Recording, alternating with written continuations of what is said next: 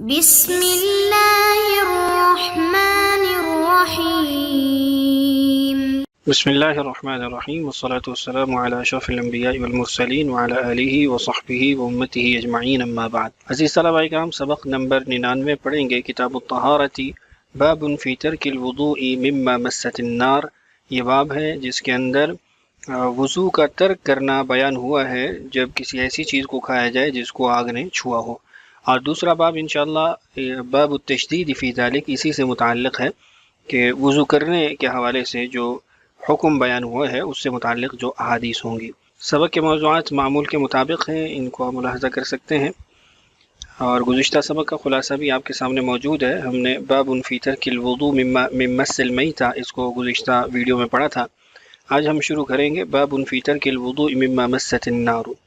وبه قال حدثنا عبد الله بن مسلمة قال حدثنا مالك عن زيد بن أسلم عن عطاء بن يسار عن ابن عباس رضي الله عنهما أن رسول الله صلى الله عليه وسلم أكل كتف شاة ثم صلى ولم يتوضأ۔ ابن عباس رضی اللہ عنہما روایت کرتے ہیں کہ رسول اکرم صلی اللہ علیہ وسلم نے بکری کے شانے کا گوشت تناول فرمایا اور پھر آپ نے نماز پڑھی اور وضو نہیں کیا۔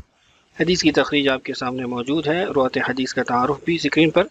اگلی ہماری حدیث ہے وبه قال حدثنا عثمان بن ابی شیبۃ ومحمد بن سلیمان الانباری المعنى قال حدثنا وكيع عن مسعر عن ابي صخرة جامع بن شداد عن المغيرة بن شعبة رضي الله عنه قال ضفت النبي صلى الله عليه وسلم ذات ليلة فأمر بجنب فشوي وأخذ الشفرة فجعل يحز لي بها منه، یا پھر فجعل يحز لي بها منه۔ قال فجاء بلال فأذنه بالصلاة قال فألقى الشفرة وقال ما له تربت يداه وقام يصلي۔ زاد الأنباري وكان شاربي وفى فقصه لي على سواك أو قال أقصه لك على سواك۔ حضرت مغیرہ بن شعبہ رضی اللہ عنہ سے روایت ہے کہ وہ فرماتے ہیں کہ ایک رات میں نبی اکرم صلی اللہ علیہ وسلم کا مہمان بنا تو آپ صلی اللہ علیہ وسلم نے جو بکری کے پہلو کا گوشت ہوتا ہے اس کو لانے کا حکم دیا، پھر اسے بھونا گیا، پھر آپ صلی اللہ علیہ وسلم نے چھری پکڑی اور اس سے گوشت کاٹ کاٹ کر مجھے دینے لگے۔ اتنے میں حضرت بلال رضی اللہ عنہ آئے اور انہوں نے آپ صلی اللہ علیہ وسلم کو نماز کی اطلاع دی۔ یہ سن کر آپ صلی اللہ علیہ وسلم نے چھری رکھ دی اور فرمایا انہیں کیا ہوا، اس کے ہاتھ خاک آلود ہوں، یعنی بلال کو کیا جلدی تھی۔ پھر آپ صلی اللہ علیہ وسلم نماز کے لیے کھڑے ہو گئے۔ انباری کی جو روایت ہے اس میں اضافہ ہے، اوپر جو امام ابو داؤد رحمہ اللہ کے دو شیوخ تھے، عثمان بن ابی شیبہ اور محمد بن سلیمان، تو محمد بن سلیمان الانباری کی جو روایت ہے اس میں کچھ اضافہ ہے جس کو نیچے امام ابو داؤد نقل کر رہے ہیں۔ وہ یہ ہے کہ فرماتے ہیں کہ میری مونچھیں بڑی ہوئی تھیں تو آپ صلی اللہ علیہ وسلم نے مسواک کی مدد سے انہیں برابر کر کے کاٹ دیا، یا پھر مجھ سے پوچھا آپ نے کہ کیا میں تمہاری مونچھیں مسواک پر رکھ کر کاٹ دوں۔ کچھ الفاظ کی تشریح یہاں کر دیتا ہوں۔ باب کے اندر احادیث کافی تعداد میں ہیں، جو احکام ہے وہ انشاءاللہ آگے چل کے آپ کے سامنے آ جائیں گے۔ ضفت النبی صلی اللہ علیہ وسلم، یہاں پہ ضفتو کا جو کلمہ ہے اس کا معنی نبی اکرم صلی اللہ علیہ وسلم کے ہاں بطور مہمان حاضر ہونا ہے، یعنی میں رسول اکرم صلی اللہ علیہ وسلم کے پاس مہمان بنا۔ لفظ ضفت ضاد کسرہ کے ساتھ ہے، باع یبیع جو باب ہے اس کے وزن پر ہے، ضاف یضیف، اور اس کا معنی میں ان کے ہاں بطور مہمان ٹھہرا اترا۔ عربی میں کہا جاتا ہے ضفت الرجل او تضیفتہ، جب کسی کے ہاں مہمان بن کر اترے، اور ضفتہ کا معنی ہے کہ میں نے انہیں یا اسے مہمان ٹھہرایا، مہمان بنایا، چونکہ وہ باب افعال سے ہو جائے گا۔ اس کے بعد ایک تھا فَأَمَرَ بِجَنْبٍ، جنب جیم کے فتحہ اور نون کے سکون کے ساتھ ہے، یعنی پہلو کا جو گوشت ہے اس کا ٹکڑا کاٹنے کا حکم دیا۔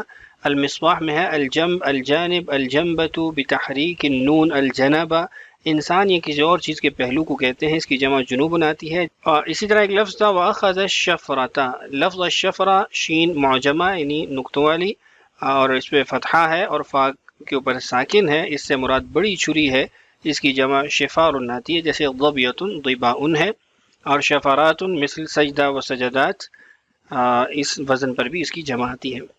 فجعل يحز لي بها، یحز یحز دونوں طرح اس کو پڑھا جاتا ہے۔ نبی اکرم صلی اللہ علیہ وسلم نے میرے لیے اس چھری سے کاٹنا شروع فرمایا، یعنی اس چھری کے ذریعے گوشت کو کاٹنا شروع فرمایا۔ حزہ یعنی باب نصرہ باب ردہ سے بھی آتا ہے حزہ یحزو، اور باب حزہ یحزو بھی ہے۔ اور احتزہ یعنی اس نے کاٹا، الحزہ اس گوشت کے ٹکڑے کو کہتے ہیں جو لمبائی میں کاٹا جاتا ہے، اس کی جمع حززن آتی ہے جیسے غرفتن کی جمع غرفن ہے۔ اس کے بعد تربت یداہ کا جو کلمہ تھا اس کی بھی وضاحت ضروری ہے، یعنی اس کے ہاتھ مٹی سے چمٹ جائیں یا پھر اس کے ہاتھ خاک آلود ہوں۔ اصل میں تو یہ فقر اور محتاجی کی بددعا کے طور پر بولا جاتا ہے، لیکن ہر موقع پر اس کا حقیقی معنی مراد نہیں ہوتا، جیسا کہ اس حدیث کے اندر اس کا حقیقی معنی مراد نہیں ہے۔ جوہری فرماتے ہیں تریب الشیء بکسر را، یعنی اس کو مٹی لگ گئی، اسی سے تریب الرجل یعنی وہ فقیر ہو گیا، گویا مٹی سے چمٹ گیا۔ اور عرب کہتے ہیں تریبت یدا، اور یہ بطور بددعا کہا جاتا ہے، یعنی تمہیں خیر نصیب نہ ہو۔ علامہ خطابی رحمہ اللہ فرماتے ہیں کہ تریبت یداہ وہ کلمہ ہے جو عرب ملامت کے وقت کہتے ہیں، اور اس کا ظاہر معنی فقر و عدم کی بددعا ہے، مگر وہ اسے اکثر حقیقی ارادہ کے بغیر محض بطور محاورہ بھی استعمال کرتے ہیں، جیسے ثقلتہ امہ۔ یہ اس قدر عام ہو گیا ہے کہ ان کے ہاں یہ لغو کلام کی طرح ہو گیا ہے، اس کے اصل معانی وہ مراد نہیں لیے جاتے۔ اسی قبیل سے نبی اکرم صلی اللہ علیہ وسلم کو فرمان ہے جس میں آپ نے نکاح میں خاتون کے چناؤ کے حوالے سے صفات بیان فرمائی تھی کہ تنکح الرجل لمالها ولحسبها ولجمالها، اور آپ نے 4 چیزیں بیان فرمائی۔ اسی کے آخر میں ہے فعلیک بذات الدین تریبت یداک، یعنی دیندار عورت کو لازم پکڑو۔ یہاں پر بھی یہ بددعا کے معنی میں نہیں ہے۔ آپ صلی اللہ علیہ وسلم نے الفاظ اس لیے ارشاد فرمایا کہ بلال رضی اللہ عنہ کے لیے مناسب یہ تھا کہ جب آپ مہمان کے ساتھ کھانے میں مشغول ہوں تو نماز کی اطلاع میں جلدی نہ کریں بلکہ فراغت تک کا انتظار کریں، مگر جب انہوں نے خبر دے دی تو پھر نبی اکرم صلی اللہ علیہ وسلم فوراً تعظیم کھڑے ہو گئے، اطاعت کے اندر سرعت اور جلدی دکھائی، کمال ادب کا آپ نے اظہار فرمایا۔ اسی طرح زاد الانباری وکان الشاربی وفا، انباری نے اضافہ کیا، یعنی جو دوسرے ان کے شیخ تھے انہوں نے یہ اضافی کلمات اس میں ذکر کیے تھے، اس کی وضاحت یہاں موجود ہے، پہلے آپ کے سامنے اس کو ذکر بھی کر لیا تھا۔ الشارب اس بال کو کہتے ہیں جو اوپر والے ہونٹ پر اگتے ہیں، 2 کناروں کے اعتبار سے شاربان بھی کہا جاتا ہے، اس کی جمع شوارب ہے۔ اور وفا وزن رما ہے، وفا یفی رما یرمی، بعض نسخوں میں وفا ان بالمد اور بعض میں وفین آیا ہے یعنی لمبا۔ وفا الشیء بنفسہ یفی وفین، اس کا معنی اور مراد یہ ہوتا ہے کہ وہ پورا اور زیادہ ہو گیا۔ چند کلمات کی وضاحت تھی جو آپ کے سامنے اسکرین پر رکھی ہے تاکہ حدیث کا سمجھنا وہ بہتر طریقے سے ہو سکے۔ اس حدیث کے روات بھی آپ کے سامنے اسکرین پر موجود ہیں۔ اس کے بعد اگلی جو ہماری حدیث ہے اس کو دیکھیے۔ وبه قال حدثنا مسدد بن مسرهد قال حدثنا ابو الاحوص قال حدثنا سماك عن عكرمة عن ابن عباس رضي الله عنهما قال أكل رسول الله صلى الله عليه وسلم كتفا ثم مسح يده بمسح كان تحته ثم قام فصلى۔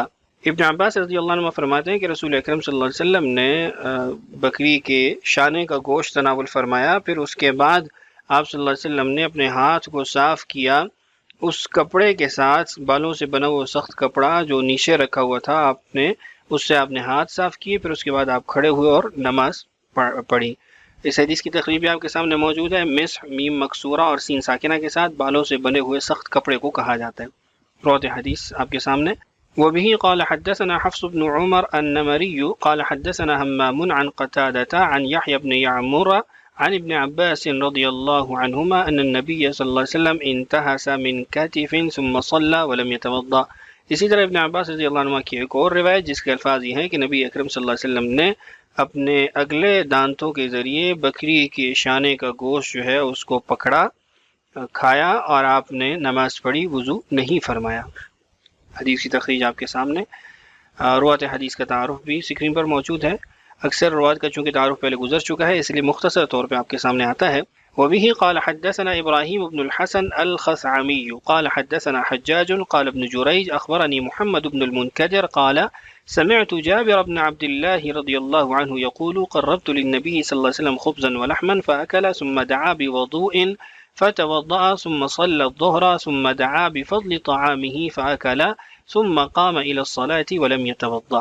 حضرت جابر بن عبداللہ رضی اللہ عنہما وہ فرماتے ہیں کہ میں نے نبی اکرم صلی اللہ علیہ وسلم کو گوشت اور روٹی پیش کی، آپ صلی اللہ علیہ وسلم نے تناول فرمائی، اس کے بعد پھر آپ نے وضو کا پانی منگوایا اور وضو کیا، پھر آپ نے ظہر کی نماز پڑھی، پھر اس کے بعد آپ نے بچا ہوا کھانا دوبارہ منگوایا، پھر آپ نے کھایا، اور پھر آپ نے نماز پڑھی اور وضو نہیں کیا۔ اس حدیث کو آپ نے بطور خاص ذہن میں رکھنا ہے، چونکہ یہ اور اس کے بعد آنے والی حدیث اس سے متعلق تفصیلی کلام ہم کریں گے، اور جہاں ہم اس مسئلے کو زیر بحث لائیں گے وہاں یہ دونوں روایتیں بار بار ذکر ہوں گی۔ روایت حدیث آپ کے سامنے۔ وبه قال حدثنا موسى بن سهل أبو عمران الرملي قال حدثنا علي بن عياش قال حدثنا شعيب بن أبي حمزة عن محمد بن المنكدر عن جابر رضي الله عنه قال كان آخر الأمرين من رسول الله صلى الله عليه وسلم ترك الوضوء مما غيرت النار۔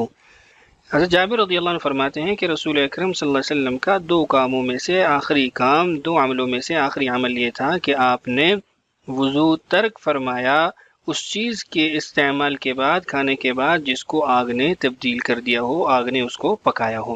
امام ابو داؤد فرماتے ہیں ھذا اختصار من الحدیث الاول، یہ اصل میں اختصار ہے پہلی حدیث کا، یعنی پہلی حدیث وہ بھی آپ دیکھیں تو اسی راوی سے منقول ہے محمد بن المنکدر، اور یہ بھی انہی سے منقول ہے۔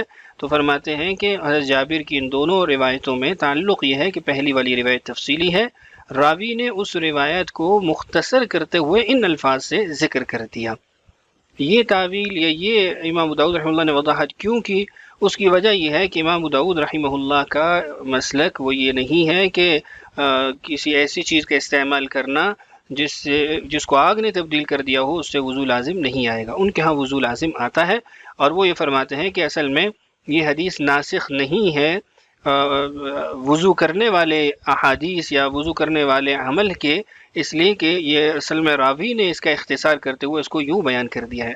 آپ ایک مرتبہ دوبارہ گزشتہ حدیث کو دیکھیں، دیکھیے اخبرنی محمد بن المنکدر قال سمعت جابر بن عبداللہ، پھر نیچے انہوں نے پوری تفصیل دونوں نمازوں کی ذکر کر دی، ظہر کی کہ آپ نے اس میں وضو فرمایا اور عصر کی کہ آپ نے وضو نہیں فرمایا۔ اب یہاں پہ محمد بن المنکدر سے روایت لینے والے ابن جریج ہیں، اور جو آگے ہم نے حدیث پڑھی ہے کان آخر الامرین، اس میں محمد بن المنکدر کے آگے جو شاگرد ہیں وہ شعیب بن ابی حمزہ ہے۔ فرماتے ہیں کہ یہ دوسری جو سند ہے محمد بن المنکدر کی، انہوں نے اسی حدیث کا اختصار کر کے اس حدیث کے حوالے سے کہا کہ رسول اکرم صلی اللہ علیہ وسلم نے پہلے وضو کیا پھر آپ نے وضو نہیں کیا۔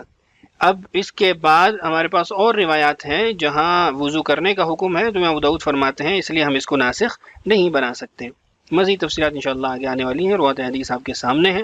یہاں سے آگے تفصیلی بحث شروع ہوتی ہے کہ وضو مما مست النار، اور اس کی بابت جمہور کا موقف اور امام ابو داؤد کا موقف۔ چونکہ آگے ہماری بحث تھوڑی طویل ہے، اس کو ہم اگلی ویڈیو میں انشاءاللہ مکمل کریں گے۔